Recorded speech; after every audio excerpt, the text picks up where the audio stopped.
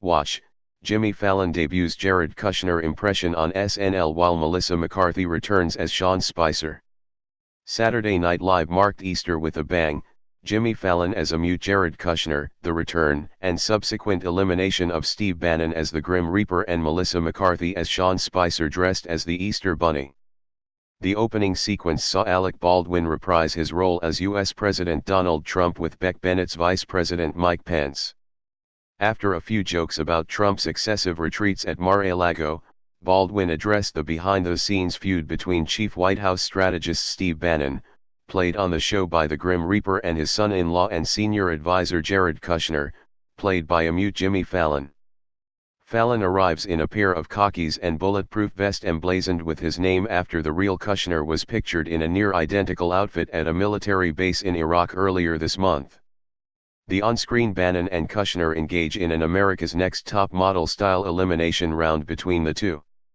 Jared, I've sent you all around the world to represent me, but no one's ever heard you speak. You're like a little Jewish Amelie. Steve, you may be smart, but I once walked in on you eating a live pig in the Roosevelt Room, Baldwin says. There's been a lot of drama in the house. But one of you has to go. It's elimination night. Baldwin adds that the loser must join Kellyanne Conway in the basement after his elimination.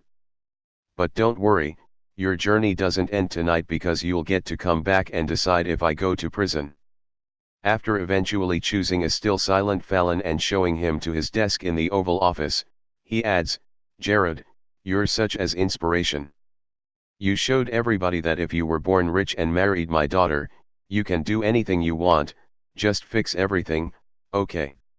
Later in the show, Melissa McCarthy returned for her now infamous portrayal of White House Press Secretary Sean Spicer, this time dressed as the Easter Bunny in an attempt to apologize for his gaffes about Hitler and concentration camps when speaking about last week's chemical attack in Syria. Yes, you all got your wish this week, didn't you, huh? Spicy finally made a mistake.